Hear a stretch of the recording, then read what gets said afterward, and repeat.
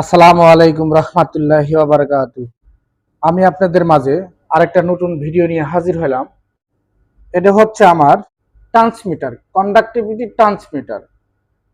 কিভাবে ওয়াটার ট্রিটমেন্টে এটা ব্যবহার করে কন্ডাক্টিভিটি ট্রান্সমিটার, কন্ডাক্টিভিটি মনিটর, কিভাবে ওয়াটার ট্রিটমেন্টের কন্ডাক্টিভিটি মনিটরিং করবেন সেটাই আমি আপনাদেরকে দেখাবো। এটা হচ্ছে আমার ট্রান্সমিটার। আমার লাগবে একটা সেন্সর।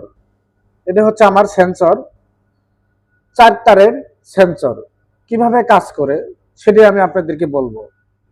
যখন এটা কোনো পানিতে রাখা হয় তখন কত কন্ডাক্টিভিটি থাকে এই ট্রান্সমিটারে শো করবে। শুধু এটাই আমি আপনাদেরকে বোঝানোর জন্য এই ভিডিওটা তৈরি করা।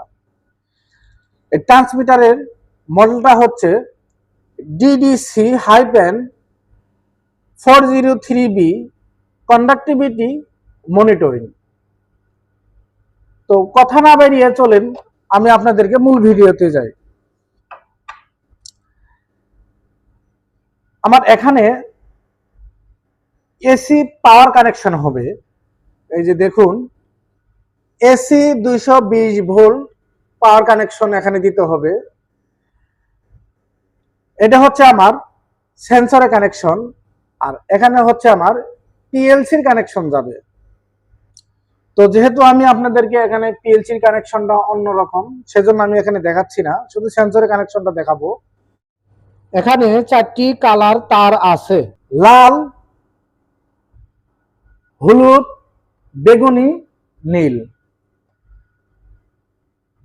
এই টার্মিনালে নিচে লেখা আছে RYBV। 4টা তার 4 জায়গায় কানেকশন করলে আমার সেন্সরে কত কন্ডাক্টিভিটি আছে ট্রান্সমিটারে শো করবে।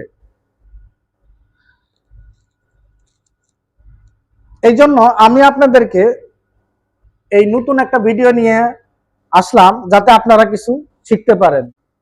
এখনো যারা আমার এই চ্যানেলটিকে MRJ টেকনো বিডি সাবস্ক্রাইব করেন নাই, সাবস্ক্রাইব করে সঙ্গেই থাকবেন। লাইক, কমেন্ট, শেয়ার করে MRJ টেকনো বিডির সঙ্গেই থাকবেন। ধন্যবাদ আপনাদের সকলকেই।